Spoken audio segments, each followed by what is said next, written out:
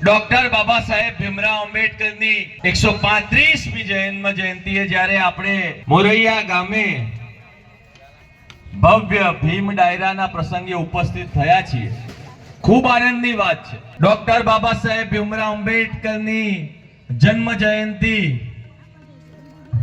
જે વર્ષો વર્ષથી આ સમાજ મનાવતો આવ્યો છે, એની સાથે સાથે આપણે ડોક્ટર બાબા સાહેબ ભીમરાવ આંબેડકરે આપેલા અધિકારો માટે પણ થોડી વાત કરવી જોઈએ. જો આપણે એ અધિકારોની વાત નહીં કરીએ તો આપણે બધા જ જે ભેગા થયા છે એ સાર્થક ગણાશે નહીં.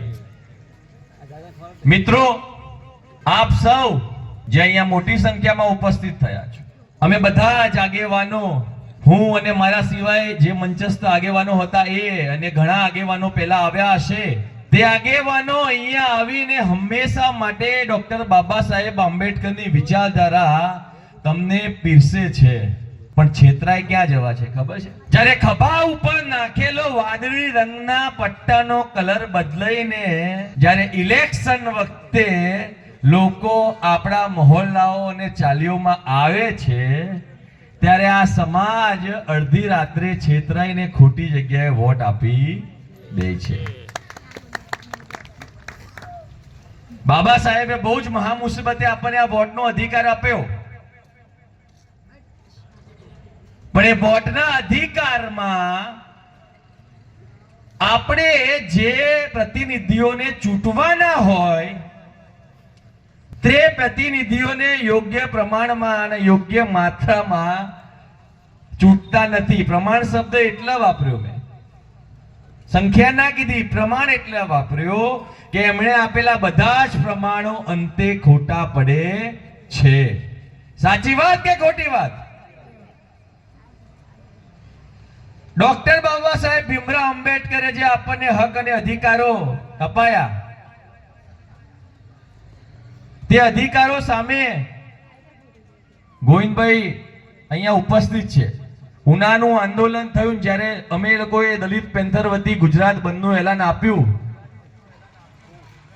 અને અમારા હજારો કાર્યકરોની ધરપકડ થઈ અને પછી જે આંદોલન ચાલ્યું, એ આંદોલનને અત્યાર સુધી 10 વર્ષનો ગાળો થયો ને, ત્યાં સુધી જો કોઈએ પકડી રાખ્યું તો ગોવિંદભાઈ એડવોકેટ છે, એમના માટે જોરદાર તાલીઓ થઈ જાય. અત્યારે ઉનાના આંદોલનમાં જ્યારે 10 વર્ષે આપણને ન્યાયની અપેક્ષા હતી, ત્યારે બધી જ સરકારી એજન્સીઓ, सीआईडी क्राइम को के पुलिस अधिकारी को के सरकारी वकीलों को ए बधाने मिली भगत थी जे उनानो केस हतो एकदम नबळो करी देवामां आव्यो. चार युवानो ने एमना एक पिताश्री जे बुजुर्ग हता एमने डोरोथी पण बत्तर मारवामां आव्या અને એ કેસમાં પાયા વિહોણા જે દસ્તાવેજો રજૂ કરવામાં આવ્યા અને કેસને નબળો કર્યો. આટલો જઘન્ય અપરાધ અને મોટા ભાગના આરોપીઓ છૂટી ગયા અને થોડા આરોપીઓને ફક્ત 5 વર્ષની સજા. કેટલી? એટલે આ સંઘર્ષ બહુ જ લાંબો છે. ઉના આંદોલનના 10 વર્ષ પછી આ સમાજને મળ્યું શું? એક ધારાસભ્ય અને અત્યાચાર નામ ગણાવું એવા કોર્પોરેટરની ટિકિટો.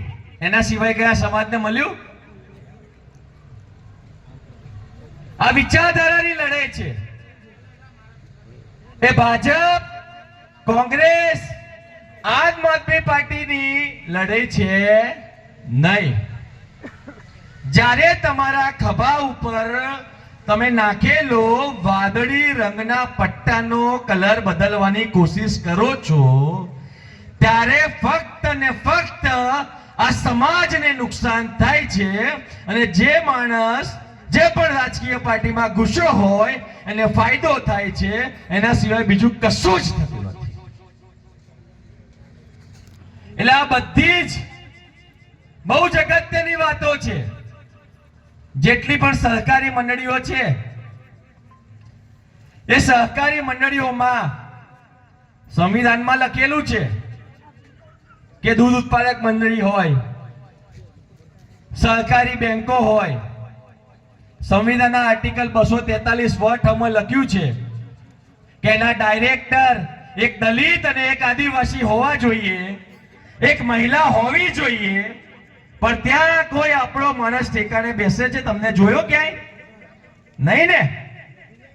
કે ત્યાં કોઈ આપણો પ્રતિનિધિત્વ હોય અને એમાં સંવિધાનના કયા પ્રમાણેની જોગવાઈઓ, સરકારો આવી અને ગઈ, આવશે અને જશે, પણ તમારા ઘરના નડિયા સોનાના કે ચાંદીના થવાના નથી.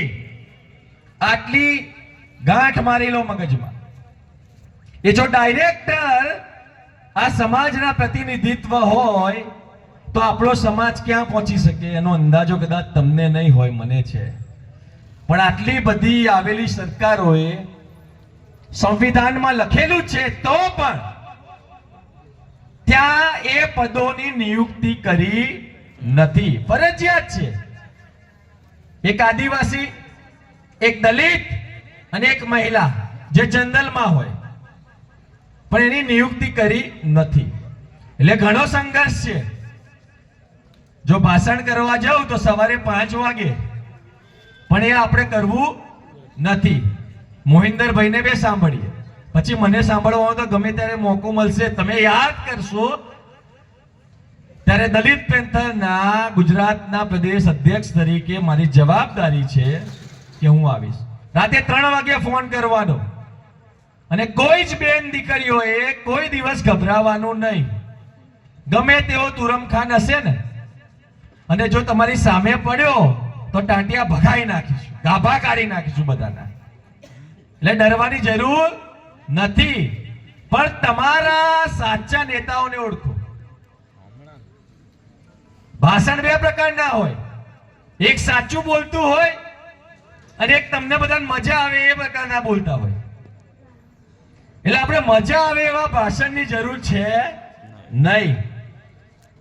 જે સાચું બોલતા હોય, જે દલિત સમાજના હિતમાં બોલતા હોય, જે દલિત સમાજ માટે બોલતા હોય, એવા નેતાઓ પસંદ કરો. તો આ સમાજમાં જે સંવિધાન થકી ડોક્ટર બાબા સાહેબ ભીમરાવ આંબેડકરે અનામતો લાગુ કરી છે, જે કાયદાઓ લાગુ કર્યા છે, તેનું પાલન આપણે સૌ જ ભેગા થઈને કરાવીએ અને આપણને એ બધા હક અધિકાર મળે. અને જો એ હક અધિકાર મળશે ને એના માટે અધિકારો અપાવવા માટે આપણે સૌ સફળ થયા, તો આજે મોરૈયામાં મારું બોલ્યું સાર્થક અને તમારું સાંભળ્યું સાર્થક. જય ભીમ, જય ભારત.